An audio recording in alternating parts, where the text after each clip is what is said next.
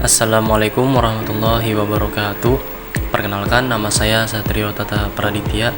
Di sini saya akan menjelaskan tentang tugas saya, kecerdasan buatan di bidang pengacara. Yang pertama, pengertian pengacara.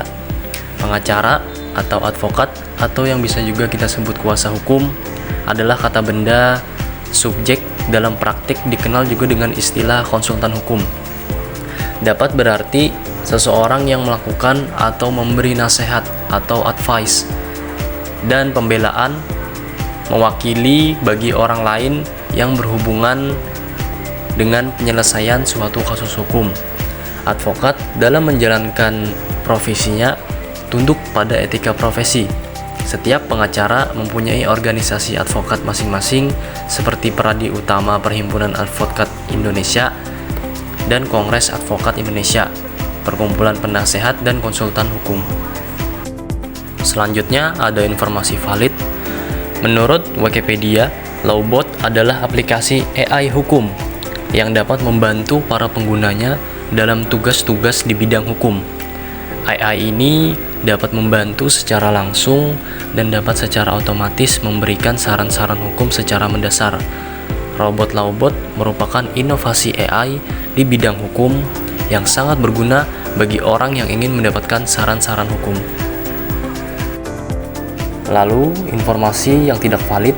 Menurut Perplexity, Lawbot adalah aplikasi atau website yang berbasis AI yang dirancang untuk menangani berbagai tugas hukum. Ia dapat menjawab pertanyaan hukum dengan keakuratan hingga 80%. AI ini juga diklaim bahwa dapat menyusun berkas-berkas hukum secara sistematis.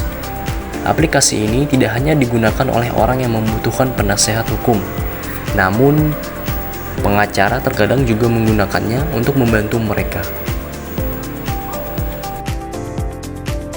Lalu ada dampak positif.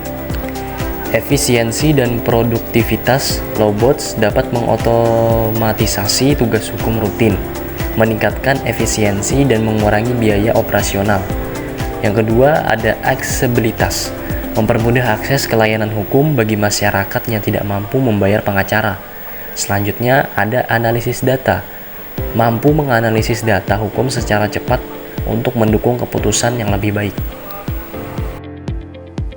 Selanjutnya ada dampak negatif. Dampak yang pertama ialah penggantian pekerjaan.